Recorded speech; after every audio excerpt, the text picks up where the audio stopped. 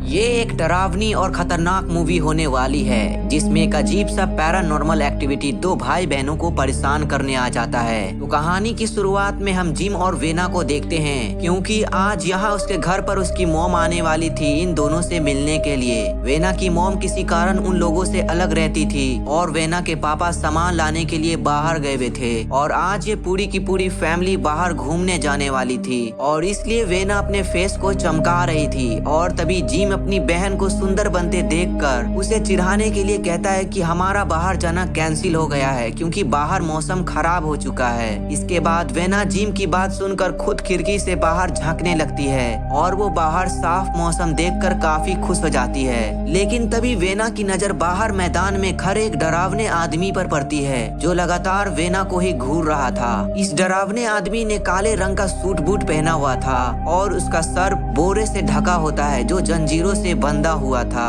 Vena उसे देखकर काफी डर जाती है और तभी उसी समय उसे उसके पापा का कॉल आ जाता है। जिसके बाद वेना अपने पापा को उस डरावने आदमी के बारे में बताती है। जिसके बाद वेना के पापा उससे कहते हैं कि चाहे कुछ भी हो जाए वो उसकी तरफ से अपनी नजर नहीं हटाएगी। वेना के पापा कहते हैं कि वो अपने भाई जिम को सारे खिड़की दरवाजे बंद करने को कहे और फिर वो कहते हैं कि मैं तुरंत घर पहुंच रहा हूं। इसके बाद वेना अपने भाई को सारे खिड़की दरवाजे बंद करने के लिए कहती है और इस खिड़की पर झांकने के लिए मना करती है। लेकिन तब तक जिम खिड़की से बाहर देख चुका था। वेना जिम से पूछती है कि क्या तुम्हें बाहर कोई डरावना सा आदमी दिख रहा है, जिस पर जिम बताता है कि उसे भी वो आदमी दिख रहा है जो लगातार उसे ही घूर रहा था। इधर वेना को ऐसा लगता है कि वो आदमी उसे घूर रहा है। इसके बाद वेना जिम को उस पर से नजर बनाए रखने के लिए कहती है और खुद घर के खिड़की दरवाजे बंद करने चली जाती है क्योंकि वेना को ऐसा लगता है कि कोई भी एक इंसान उस डरावने आदमी पर नजर रखने के लिए काफी है। इसके बाद वेना घर के खिड़की दरवाजा बंद करके वापस आती है और वो जिम से पूछती है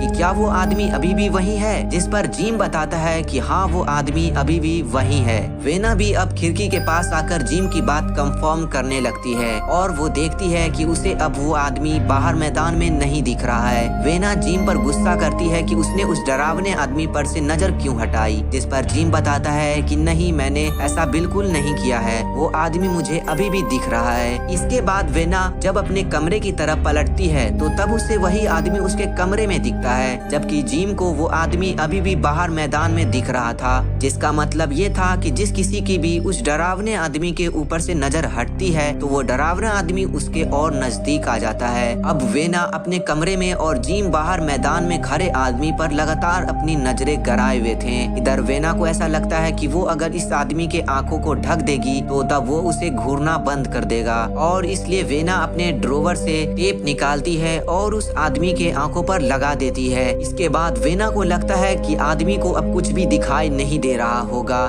इसलिए वेना इस आदमी पर से अपनी नजर हटा लेती है और अपने पापा को फोन करने लगती है। लेकिन जैसे ही वेना अपनी नजर हटाती है कि तभी ये डरावना आदमी उसकी तरफ बढ़कर वेना को जान से मारने की कोशिश करता है। इधर जिम अपनी बहन की आवाज सुनकर मैदान वाले आदमी से नजर हटाकर उसे बचाने के लिए कमरे में मौजूद आदमी से लड़ने लगता है और फिर जिम और वेना दोनों मिलकर उस आदमी को दूर ढकेल देते हैं और फिर वो आदमी वहां खड़ा होकर वापस से इन दोनों को घूरने लगता है। लेकिन इसी वक्त यहाँ जिम और वेना के पापा आ जाते हैं। जिसके बाद वेना के पापा जल्दी से कमरे में रखे एक आईने को लेकर उस आदमी के सामने रख देते हैं और फिर ये आदमी अब अपने आप को ही घूरने लगता है और फिर थोड़ी ही देर में ये डरावना आदमी इस आईने के अंदर ही चला जाता है। वो आदमी जैसे ही आईने के अंदर जाता है कि तभी वेना के पापा उस आईने को ही तोड़ देते हैं और अब वेना के पापा वेना और जिम को उस डरावने आदमी के बारे में बताते हैं कि वो डरावना आदमी उन्हें तब से दिख रहा है जब से उन्होंने उनकी माँ से पहली बार मिला था।